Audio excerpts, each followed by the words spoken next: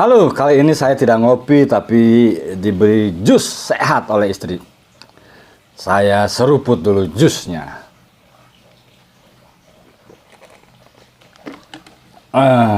Nikmat. Buatan istri selalu nikmat. Ada satu buku puisi saya mendapat kiriman Puan Demik.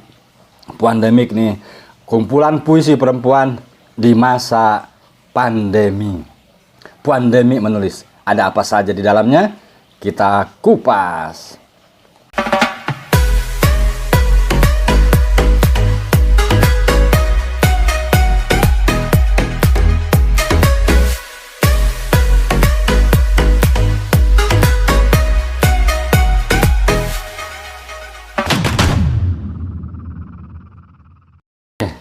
Yang paling menarik adalah covernya. Siapa coba yang menggarap covernya? Ini Puan Demik menulis covernya.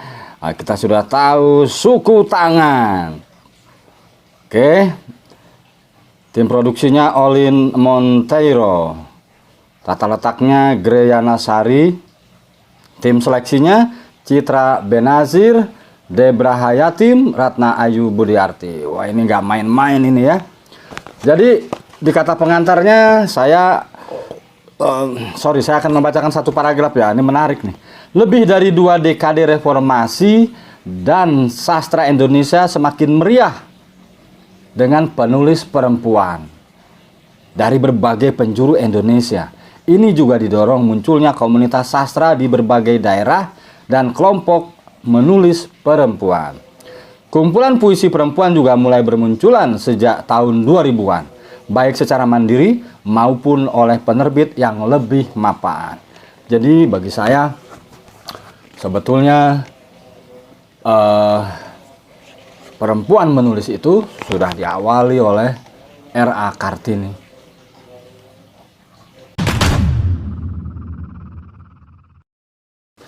Saya tahu ada buku puisi ini dari peserta kelas menulis saya, kelas Cerpen Golagong, yaitu Widya Justina. Saya membeli satu buku ini dan saya suka sekali ketika tahu bahwa keuntungan dari hasil penjualan buku ini akan didonasikan pada organisasi yang bekerja untuk pendampingan korban kekerasan perempuan dan pekerja seni perempuan.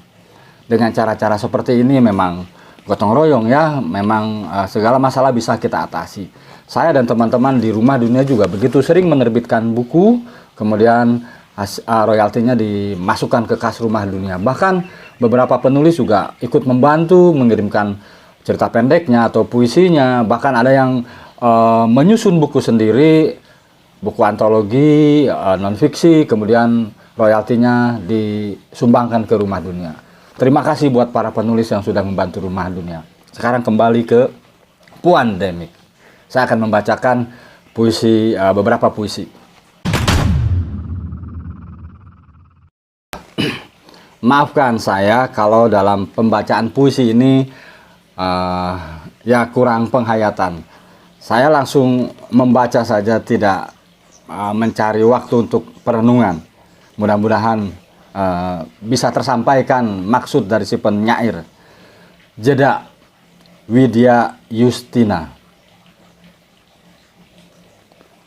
Genap 1 tahun Tuhan memberi kita jeda, menafakuri diri, mengajari arti makna sabar tiada berbatas, menahan rindu bertatap muka, hanya menatap layar kaca.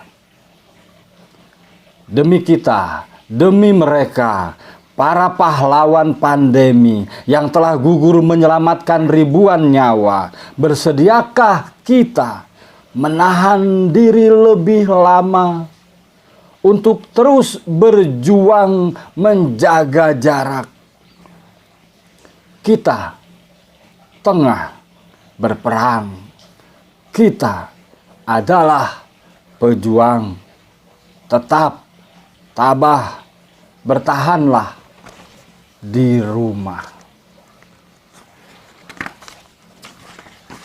saya ingin membahas, saya membaca di kata pengantar bahwa komunitas diharapkan, nih saya bacakan ya, diharapkan antologi puisi pertama ini tidak hanya menjadi satu antologi, tapi bisa menjadi awal bagi antologi lain. Komunitas Pandemi sangat senang membuka ruang diskusi dan menulis bersama dengan berbagai jaringan. Nah, saya akan memberi masukan ya, penafsiran saya, nggak apa-apa ya. Puisi Jeda yang ditulis oleh Widya Justina. Kalau skala, saya begini, jadi ini masih verbal, masih tampak seperti prosa. Misalnya begini, demi kita, di bait kedua ya, demi kita, demi mereka, para pahlawan pandemi yang telah gugur menyelamatkan ribuan nyawa, bersediakah kita menahan diri lebih lama untuk terus berjuang menjaga jarak? Nah, bait ini ya tidak jelek, saya tidak mengatakan puisi ini jelek, tapi ini bisa kita tulis ulang dengan maksud. Jadi kalau saya sebagai penulis puisi, ini menjadi draft pertama. Jadi ini adalah satu tujuan saya menulis puisi. Saya ingin menyampaikan bahwa jadi premis puisi ini adalah kita menghargai nyawa para nakes, kita bertahan sebentar saja agar pandemi ini hilang. Misalnya seperti itu ya, sederhananya. Maka kita sembunyikan maksud itu, lalu kita tuliskan dengan simbol-simbol. Jadi ini naik ke tahap kedua gitu ya, ke fase kedua. Apalagi ini di bait terakhir, bait ketiga, kita tengah berperang, kita adalah pejuang, tetap tabah, bertahanlah di rumah. Jadi ini bermain tipografi Widya Justina ini. Jadi kalau di satu kalimat kan, kita tengah berperang, koma, kita adalah pejuang, koma, tetap tabah, bertahanlah di rumah. Nah ini permainan-permainan tipografi ya, pemenggalan-pemenggalan, jadi diksi. Nah bolehkah ini? Ya nggak apa-apa. Jadi maksud saya begini, puisi tidak bisa memuaskan semua orang. Nah ketika saya membaca ini saya tidak puas, tapi saya tidak mengatakan jelek. Nah saya menyodorkan satu alternatif, ini bisa ditulis ulang.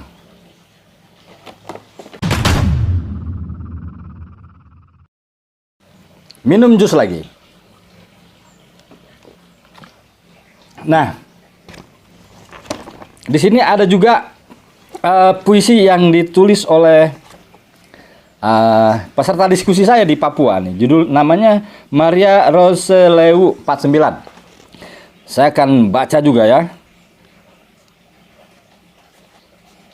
Ini di sini ada melawan di rumah saja, Kuni Mas Rohanti. Wah, ini nanti saya baca. Ini sih senior. Ketika anggrek gugur, Maria Roseleu. Ketika anggrek gugur, di kelopak ada embun berselimut. Putiknya basah di dada lumut yang memeluk hangat meski musim belum menjemput. Ketika anggrek gugur, ia penuh dengan luka, pura-pura melupa akan perih yang menghunus ranting tak bergeming. Ketika anggrek gugur, para perampok tak lagi akur, masih saja berebut wangi di ufuk timur. Ia adalah anggrek hitam, kembali bertunas pada malam, jauh di belantara kelam. Manokwari 16 Mei 2021. Nah, ini simbolik ya puisi-puisinya. Ketika anggrek gugur, judulnya juga saya suka. Nah, jadi ada dua teknik menulis puisi. Tadi Widya Justina, sekarang Maria Roseleu. Nah, yang ini harus saya tafsir, saya baca lagi. Nah, ini maknanya disembunyikan. Jadi kalau tadi Justina fase di 1, ini fase di 2. Seperti itu. Maria Roseleu nanti akan saya baca lagi, tapi intinya ini menceritakan tentang tafsir saya tentang tanah Papua, ya, tanah Papua. Karena di sini masih saja berebut wangi di ufuk timur. Ia adalah anggrek hitam. Kembali bertunas pada malam, jauh di belantara kelam. Nah, Maria Roselewu juga berupaya memakai rima ya. Ini teringat pola sajak. Di belakangnya AB. Anggrek gugur, embun berselimut, di dada lumut, meski belum menjemput. Jadi ada ada ut. Walaupun di bait pertama terlewat ya, memeluk hangat dan meski musim belum. Nah, jadi ini ada penggalannya mesti dipikirkan lagi, tapi tidak apa-apa.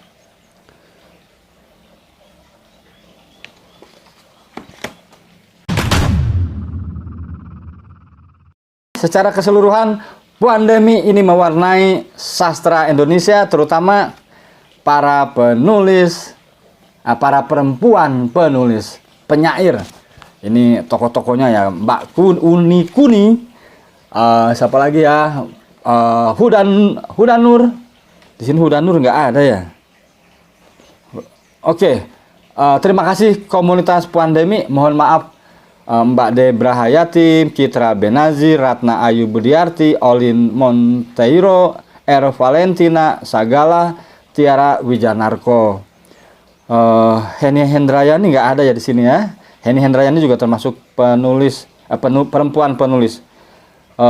Di sini yang saya kenal tadi ada Mbak Kuni Mas Rohanti. Oke, selamat menulis. Sekali lagi terima kasih sudah menonton video ini. Saya Golagong, tentang literasi semua ada di sini. Salam sastra. Seruput lagi jusnya.